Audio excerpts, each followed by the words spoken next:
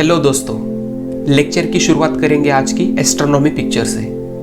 जैसा कि मैंने आपको बताया, ये इमेजेस इतना कुछ बताती है कि इनको एक्सप्लेन करने की ज़रूरत पड़ती है। ये images space telescopes, space observatories या स्पेसक्राफ्ट की मदद से ली जाती है। तो चलिए चलते हैं और समझते हैं आज की एस्ट्रोनॉमी पिक्चर को। जमीन और आकाश एक दूसरे को कहाँ पे मिलते हैं? इस प्रश्न का उत्तर है क्षितिज पर। इस फोटो में आप देख सकते हैं कि एक रास्ता एक आइलैंड की ओर जा रहा है। ये फोटो इंग्लैंड के एक छोटे से ऐतिहासिक island Saint Michael Mount Cornwall की है। इस बेट पर जो पर्वत है वो आमतौर पर पानी से घिरा हुआ रहता है, लेकिन समुद्र की लो टाइड की वजह से एक मानव निर्मित दीवार द्वारा घिरा हुआ दिख रहा है। आकाश में जो रास्ते जैसा दिख रहा है वो वास्तव में हमारी मिल्की वे गैलेक्सी का सेंट्रल बैंड है। ऐसा लगता है कि मिल्की वे गैलेक्सी का सेंट्रल बैंड सेंट माइकल पर्वत का ताज है, लेकिन वास्तव में मिल्की वे गैलेक्सी का सेंट्रल बैंड इस पर्वत से बहुत ही दूर है। मिल्की वे गैलेक्सी में रेड नेब्यूला जो महल के ठीक ऊपर दिख रहा है वो लगुन नेब्यूला है, जबकि बाईं तरफ जुपिटर ग्रह चमकता हुआ दिख रहा है। दाईं ओर एक उल्का भी चमकती हुई दिख रही है। इस स्पेक्टेकुलर इमेज को उसके फोरग्राउंड और बैकग्राउंड के सहित इस साल के जुलाई महीने की एक रात को लिया गया था। हालांकि उल्का टेम्पररी है, जबकि मिल्की वे गैलेक्सी का डिस्क रात में बदलाव के रूप में पृथ्वी के दूसरी तरफ चला जाएगा और जुपिटर ग्रह दिसंबर तक सूर्यास्त के वक्त आकाश में चमकता दिखेगा।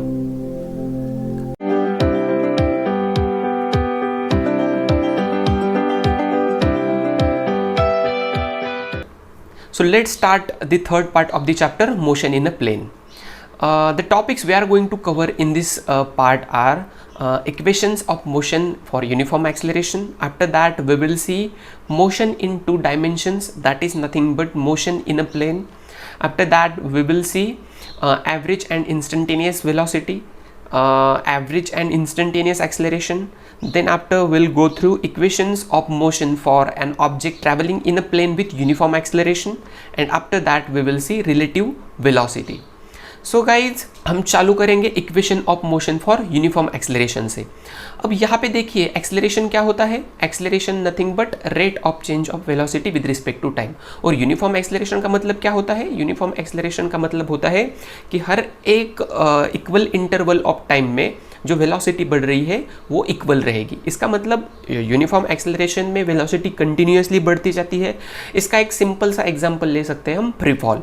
फ्री फॉल का मतलब होता है कि एक ऑब्जेक्ट यदि हमने किसी हाइट से जमीन के टुवर्ड्स फेंका तो वो कांस्टेंट एक्सेलरेशन से जमीन की तरफ मूव करता है।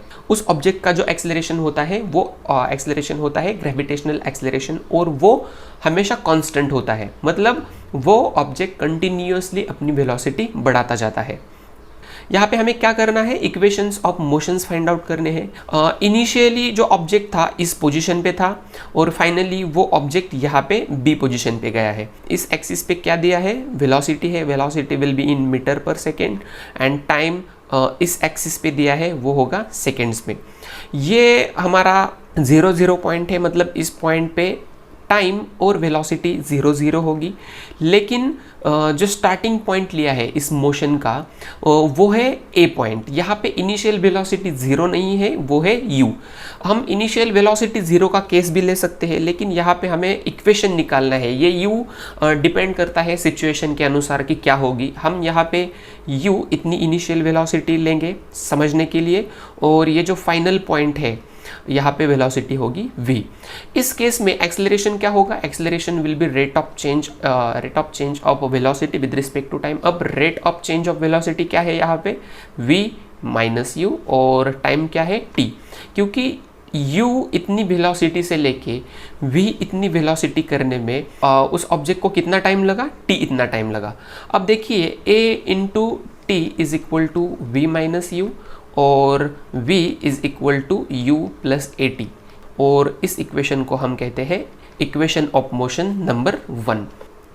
इसके बाद में हमें सेकेंड इक्वेशन फाइंड आउट करना है। सेकेंड इक्वेशन फाइंड आउट करने के लिए हमें क्या करना पड़ेगा कि ये जो ग्राफ मिल गया हमें ए से लेके बी पॉइंट तक जो ग्राफ मिल गया है इस ऑब्जेक्ट के मोशन का, उस ग्राफ के नीचे का जो एरिया है वो एरिया कैलकुलेट करना पड़ेगा। अब देखिए ये जो टोटल एरिया है वो एरिया क्या दिखाता है, वो दिखाता है displacement of the object, right. तो डिस्प्लेसमेंट क्या रहेगी, displacement will be area of the shaded region. Shaded region एक तो ये है और दूसरा ये है, मतलब ये ट्रायंगल का एरिया प्लस ये क्वाड्रिलैटरल का एरिया। ट्रायंगल कौन सा है, A B C, plus area of quadrilateral, which is the quadrilateral over here, ACDO, right, ACDO। अब ये ट्रायंगल का एरिया क्या होगा, half into base into height. Half into base क्या होगा यहाँ पे AC, और हाइट क्या रहेगी यहाँ पे BC, plus area of this quadrilateral क्या होगा AC इंटू CD, मतलब लेंथ इंटू ब्रेड्थ। ये हाफ ऐसे ही, AC क्या है, AC is nothing but what T, मतलब यहाँ से लेके यहाँ तक जो टाइम है वो T है। T इंटू BC क्या है, हाइट क्या है V minus you, V minus you, plus AC क्या है, AC again T and CD is nothing but U। इस इक्वेशन को हम लिख सकते हैं half into V minus you into T plus U T. अब देखिए V माइनस यू ये जो टर्म है वो यहाँ पे भी प्रेजेंट है, और ये यदि हमने इस टर्म को t से डिवाइड किया तो क्या आता है, एक्सेलरेशन आता है। तो हम क्या करेंगे, यहाँ पे थोड़ा एडजस्टमेंट करेंगे, v minus you upon T लिखेंगे, और ये t कॉम्पेंसेट करने के लिए यहाँ पे एक एक्स्ट्रा t लेना पड़ेगा, एक एक्स्ट्रा t, और ये t बन के हो जाएगा t स्क्वायर, और ये ut as it is, right. तो ये s क्या बन जाएगा, half into AT square plus ut, right. और थोड़ा सा रीअरेंज करेंगे इस इक्वेशन को, ut plus half AT square. ये जो इक्वेशन मिलता है हमें, ये इक्वेशन कहलाता है सेकेंड इक्वेशन ऑफ मोशन। पहला इक्वेशन क्या मिला था हमें, v is equal to you plus AT, और सेकेंड इक्वेशन क्या मिला, s is equal to ut plus half AT square. तो चलिए निकालते हैं हमारा थर्ड इक्वेशन ऑफ मोशन। इसको थोड़ा सा छोटा करते हैं। पहले सबसे पहले हमें क्या करना है कि एवरेज वेलोसिटी निकालनी है। एवरेज वेलोसिटी क्या होगी, average velocity will be v plus U divided by 2। अब देखिए यहाँ पे v plus U divided by 2 ये इक्वेशन मिला है हमें, ये क्या है, एवरेज वेलोसिटी है। और एवरेज वेलोसिटी क्या हो सकती है, s अपॉन t भी हो सकती है, क्योंकि displacement upon time is nothing but the velocity. ये जो टू टर्म्स प्रेजेंट है यहाँ पे, ये टर्म्स यूज करेंगे हम। इसका मतलब क्या आएगा, S upon T is equal to V plus U upon 2। S is equal to V plus U upon 2 into T. यहाँ पे देख सकते हैं इस इक्वेशन से हमें t का मतलब क्या मिलता है, t is equal to v minus you upon a. ये जो रिलेशन है t और v minus you upon a में, ये रिलेशन हम रखेंगे यहाँ पे t की जगह पे। तो इक्वेशन क्या मिल जाएगा हमें, s is equal to v plus U divided by 2 into t is nothing but v minus you upon a। तो s will be equal to this v plus U into v minus you upon twice a। Since a square minus B square is equal to a plus B and a minus B, ये एक relation है हमारे पास। ये relation यहाँ पे use कर सकते हैं। देखिए सिमिलरली यहाँ पे क्या लिख सकते हैं हम, v square minus U square divided by twice a, it will be equal to s, and ये 2a इस तरफ ले जाएंगे हम, twice as will be v square minus U square, और थोड़ा सा रीअरेंज करेंगे तो इक्वेशन मिल जाएगा v square is equal to you square plus twice as। ये जो इक्वेशन है ये है हमारा third equation of motion. So in this way guys we have found out all the equations of motion. सबसे पहला इक्वेशन था v is equal to you plus A T, उसके बाद में इक्वेशन मिला s is equal to U T plus half A T square, and the last equation of motion is v square will be equal to you square plus twice A S. देखिए ये बात हमेशा ध्यान में रखना कि ये जो तीनों इक्वेशंस है ये कांस्टेंट एक्सेलरेशन के लिए सिर्फ एप्लीकेबल होते हैं। कांस्टेंट एक्सेलरेशन का केस मतलब आप एग्जांपल ले सकते हैं फ्री फॉल का एग्जांपल। यहाँ पे सबसे पहले मैं लिख लेता हूँ three equations of motion. Three equations of motions क्या है? v is equal to you plus A T, ये है फर्स्ट। सेकेंड इक्वेशन है s is equal to U T plus half A T square, ये है सेकेंड इक्वेशन। और third equation है v square is equal to you square plus twice A S, ये third equation. देखिए ये जो free fall की कंडीशन क्या होती है, समझो एक ऑब्जेक्ट एक सर्टन हाइट पे ले गए हम अर्थ के सरफेस से, ये है अर्थ का सरफेस और ये हाइट है समझो h, राइट, ये हाइट है समझो h, और यहाँ पे इनिशियल वेलोसिटी क्या होगी? 0, मतलब हम फेंकेंगे नहीं उस ऑब्जेक्ट को सर्टन हाइट पे ले जाके, वो हम यदि छोड़ेंगे तो अपने आप मोशन में आ जाएगा, राइट। यहाँ पे अर्थ के सरफेस को टच करते वक्त उसकी वेलोसिटी है समझो v। तो ये थर्ड इक्वेशन हम यहाँ पे अप्लाई कर सकते हैं। क्या आएगा ये equation? v square will be equal to 0 square plus 2 into g into h, because acceleration is, since acceleration is equal to gravitational acceleration और वो constant होता है, तो v square will be equal to twice gh and v is equal to under root twice gh। ये होती है free fall की case. इसका मतलब क्या है कि यदि हम कोई भी ऑब्जेक्ट एक सर्टन हाइट से छोड़ते हैं अर्थ की तरफ, तो वो अर्थ को टकराते वक्त उसकी वेलोसिटी कितनी है ये कैसे फाइंड आउट कर सकते हैं? वो इस इक्वेशन से फाइंड आउट कर सकते हैं। वो वेलोसिटी क्या होती है? v is equal to under root twice G H. Practically कई केसेस में एक्सेलरेशन कांस्टेंट नहीं हो सकता है, तब उन केसेस में ये इक्वेशंस हम अप्लाई नहीं कर सकते। तो गाइज अब हम देखेंगे motion in two dimensions, that is nothing but motion in a plane. Motion in a plane का मतलब क्या होता है कि एक ही प्लेन में यदि एक ऑब्जेक्ट मोशन परफॉर्म कर रहा हो तो उसको कहेंगे हम मोशन इन अ प्लेन। इसके कुछ प्रैक्टिकल एग्जांपल्स भी हम डिस्कस करेंगे। देखिए आपके घर में जो फैन होता है वो फैन एक प्लेन में सर्कुलर मोशन में होता है, या तो फिर एक दीवार ले लो आप, उस दीवार में समझो एक स्पाइडर है, वो स्पाइडर एक जगह से दूसरी जगह पे जा रहा है, तो ये जो मोशन का टाइप है उस मोशन को कहेंगे हम मोशन इन अ प्लेन। क्योंकि एक दीवार जो है थ्री डायमेंशन मोशन की केस होगी, एक रॉकेट है वो स्पेस में जा रहा हो, या तो फिर एक एरोप्लेन है टेक ऑफ से लेके लैंडिंग तक जो मोशन होगी उस प्लेन की वो मोशन कहलाएगी motion in a three dimension.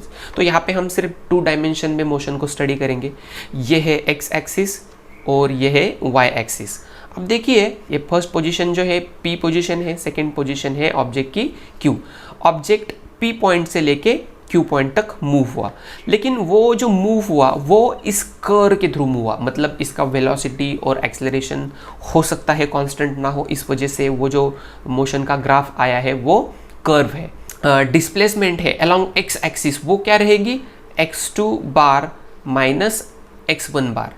ये डिस्प्लेसमेंट होगी x एक्सिस के अलोंग, y एक्सिस के अलोंग डिस्प्लेसमेंट क्या होगी?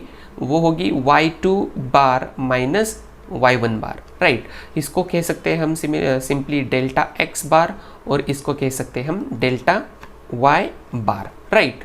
तो ये है डिस्प्लेसमेंट अलोंग x एक्सिस और है डिस्प्लेसमेंट अलोंग y एक्सिस।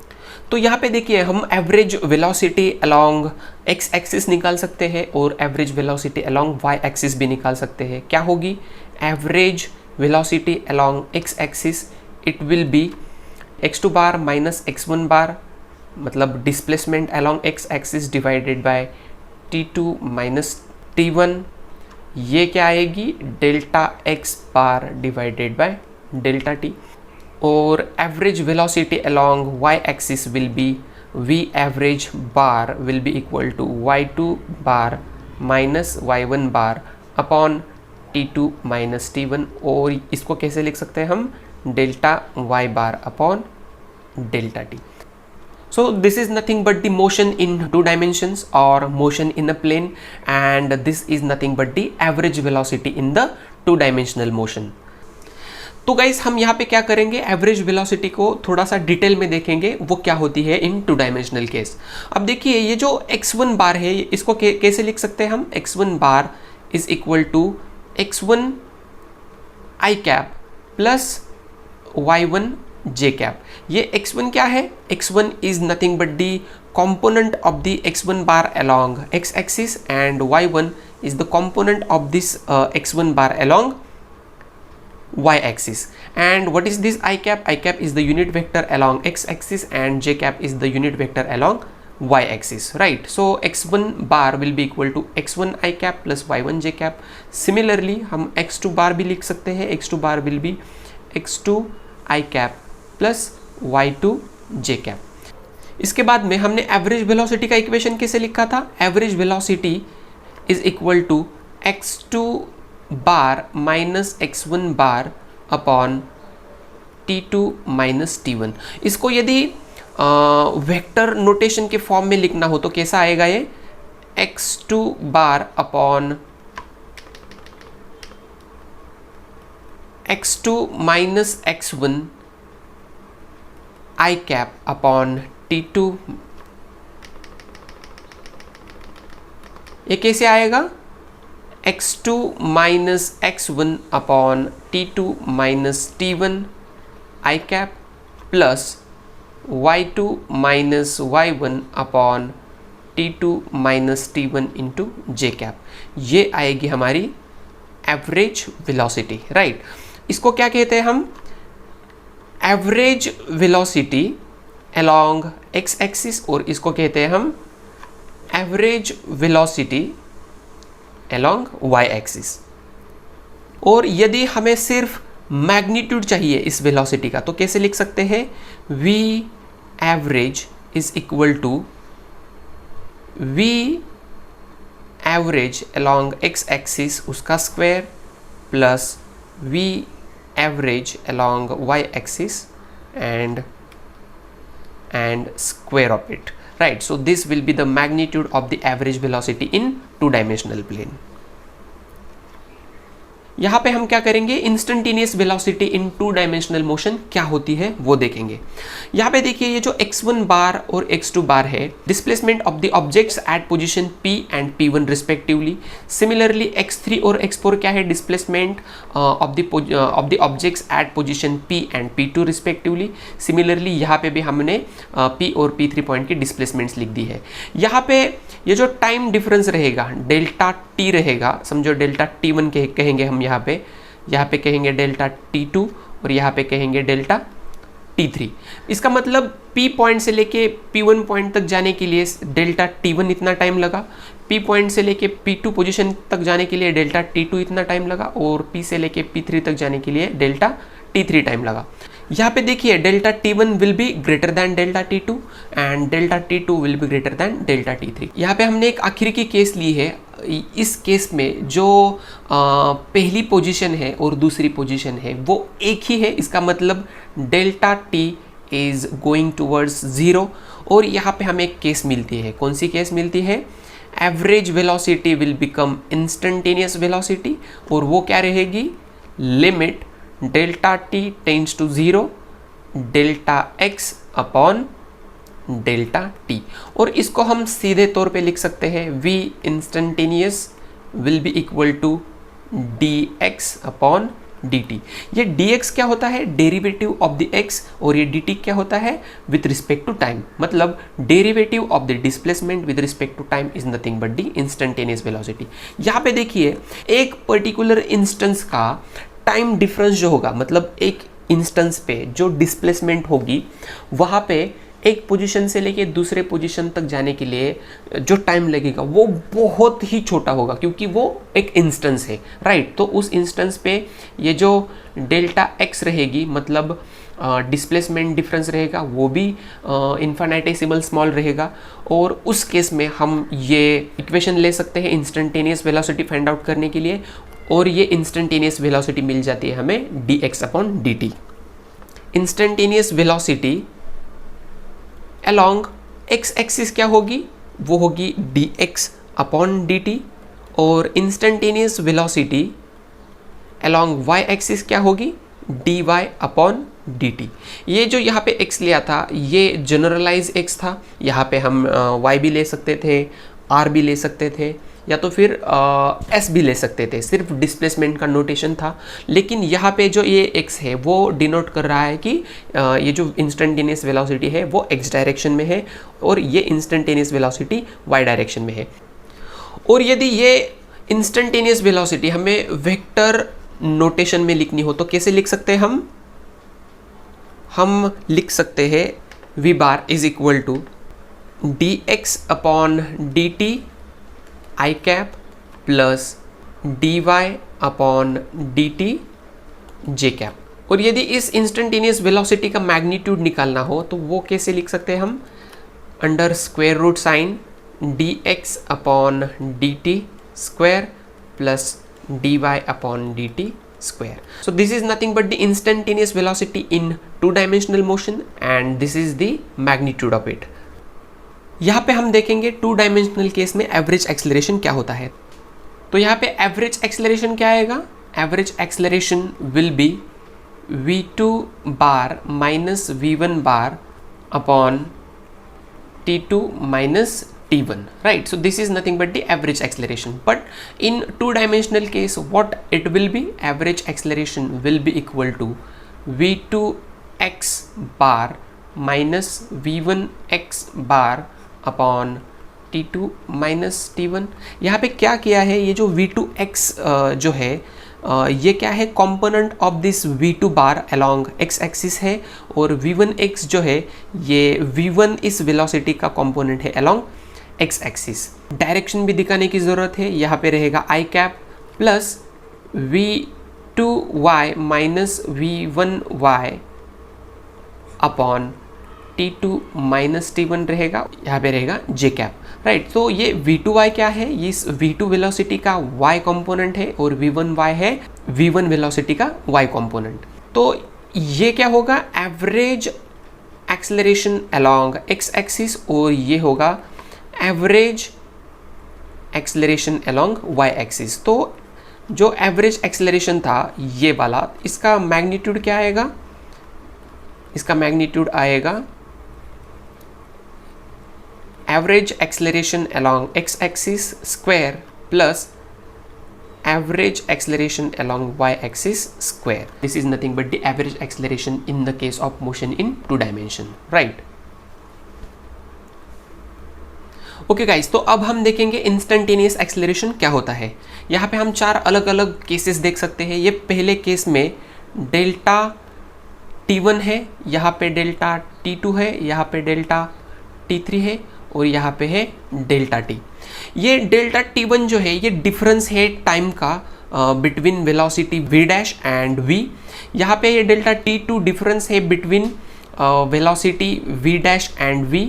यहाँ पे डेल्टा t3 ये डिफरेंस है between velocity v dash and v। और यहाँ पे हम इंस्टेंस की बात कर रहे हैं और यहाँ पे टाइम डिफरेंस कितना होगा, टेंडिंग टूवर्ड्स जीरो होगा, मतलब इन्फिनिटेसिमल स्मॉल टाइम होगा, उसको हम कह सकते हैं वेरी वेरी स्मॉल टाइम। यहाँ पे जो एक्सेलरेशन निकालना पड़ेगा वो एक्सेलरेशन को हम कहेंगे एवरेज एक्सेलरेशन। वो क्या होगा, v dash minus v upon delta T, यहाँ पे delta v upon delta T होगा। सिमिलरली यहाँ पे भी कुछ तो डिफरेंस है टाइम में, तो delta v upon delta T ये एक्सेलरेशन होगा। सिमिलरली यहाँ पे भी एक्सेलरेशन होगा, एवरेज एक्सेलरेशन, वो होगा delta v upon delta T. But यहाँ पे देखिए जैसे कि टाइम टेंडिंग टूवर्ड्स जीरो है और डेल्टा v भी टेंडिंग टूवर्ड्स जीरो होगी। इस केस में जो एक्सेलरेशन मिलेगा हमें, इस केस में जो एक्सेलरेशन मिलेगा वो एक्सेलरेशन एवरेज एक्सेलरेशन नहीं होगा इन तीनों केसेस की तरह। यहाँ पे जो एक्सेलरेशन मिलेगा इस इंस्टेंस का वो होगा इंस्टेंटेनियस एक्सेलरेशन। वो एक्सेलरेशन क्या होगा, limit delta t tends to zero delta v bar upon delta t. इस एक्सेलरेशन को कहते हैं हम इंस्टेंटेनियस एक्सेलरेशन। ये होगा वेक्टर क्वांटिटी और इसको हम और एक तरीके से लिख सकते हैं, instantaneous acceleration is equal to dv upon dt, nothing but derivative of the velocity with respect to time। तो यहाँ पे हमें देखना है टू डायमेंशनल केस में ये इंस्टेंटेनियस एक्सेलरेशन क्या होगा। अब देखिए ये इंस्टेंटेनियस एक्सेलरेशन जो है, यदि हम एक्स एक्सिस के अलॉन्ग लेते हैं तो ये क्या आएगा, d v upon D t along x direction, मतलब instantaneous acceleration along x direction and instantaneous acceleration along y axis is equal to dv upon dt along y direction। और यदि एक साथ लिखना हो इसको तो कैसे लिख सकते हैं हम, instantaneous acceleration in two dimensional plane is equal to a instantaneous in x direction I cap plus a instantaneous in y direction j cap. तो ये फाइनल इक्वेशन है वेक्टर नोटेशन के फॉर्म में इंस्टेंटेनियस एक्सेलरेशन का। इसका magnitude भी हम निकाल सकते हैं। इंस्टेंटेनियस एक्सेलरेशन का मैग्नीट्यूड क्या आएगा, under square root instantaneous acceleration along x direction का square plus instantaneous acceleration in y direction उसका स्क्वायर। तो ये इक्वेशन देता है हमें magnitude of the instantaneous acceleration. यदि इस इक्वेशन को हमें दूसरे फॉर्म में लिखना हो तो कैसे लिख सकते हैं, a instantaneous is equal to d v upon D t x direction उसका square and d v upon D t in y direction square. और यहाँ पे देखिए ये जो v है, v क्या है, v होता है d x upon D t, nothing but derivative of the displacement with respect to time.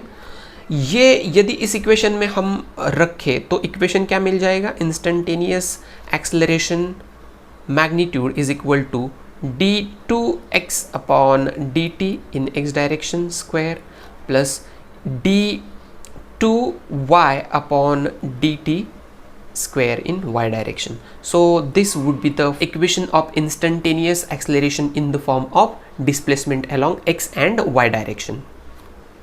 Here we are going to see equations of motion for an object traveling a plane with uniform acceleration.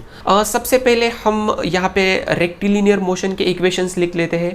v is equal to you plus A T, ये होता है हमारा first equation. Second equation क्या होता है, s is equal to U T plus half A T square. और third equation होता है v square equal to you square plus twice A S. ये इक्वेशंस यदि टू डायमेंशनल के केस में हमें अप्लाई करने हो तो क्या होगा, ये लिख सकते हैं हम एक्स एक्सिस के अलॉन्ग और वाई एक्सिस के अलॉन्ग।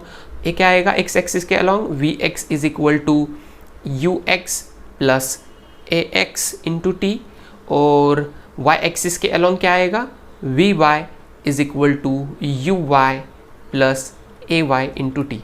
सिंपली हम यहाँ पे क्या कर रहे हैं, ये जो रेक्टिलिनियर मोशन का इक्वेशन था इसको हम टू डायमेंशनल केस में अप्लाई कर रहे हैं। और टू डायमेंशनल केस में दो एक्सिस रहेंगे ऑफ कोर्स, तो दोनों एक्सिस के अलॉन्ग डिस्प्लेसमेंट होगी, दोनों एक्सिस के अलॉन्ग वेलोसिटी होगी, दोनों एक्सिस के अलॉन्ग एक्सेलरेशन होगा। ये जो एक्स एक्सिस है, एक्स एक्सिस के अलॉन्ग जो इक्वेशन आएगा वो ऐसा होगा, और वाई एक्सिस के अलॉन्ग जो इक्वेशन आएगा वो ऐसा होगा, राइट। यहाँ पे देखिए ये जो v है वो है फाइनल वेलोसिटी, ये है इनिशियल वेलोसिटी, ये है एक्सेलरेशन और ये है टाइम। ये vx क्या होगा, final velocity along x direction. ये ux क्या होगा, initial velocity along x direction. ax क्या होगा, एक्सेलरेशन अलोंग x डायरेक्शन, और टाइम तो ऑफ कोर्स सेम ही रहेगा बोथ एक्सिस के लिए। ये vy रहेगा final velocity along y direction, ये रहेगा initial velocity along y direction, और ए वाई रहेगा acceleration along y direction. Similarly ये इक्वेशंस भी हम कन्वर्ट कर सकते हैं x एक्सिस के अलोंग, तो s x nothing but displacement along x direction will be equal to u x t plus half a x t square, एंड y axis के along s y is equal to u y t plus half a y t square. और ये भी equation हम x और y axis के along convert कर सकते हैं। v x square will be equal to u x square plus twice a x s x, and y axis के अलोंग ये इक्वेशन कैसा आएगा, v y square will be equal to u y square plus twice a y s y. तो ये equations है motion के for an object travelling in a plane with uniform acceleration. यदि ये लेक्चर सीरीज आपको helpful लग रही है तो इस चैनल को सब्सक्राइब कीजिए, साथ ही साथ बेल आइकॉन को भी दबाइए और आपके फ्रेंड्स के साथ शेयर कीजिए। I will see you guys in the next lecture.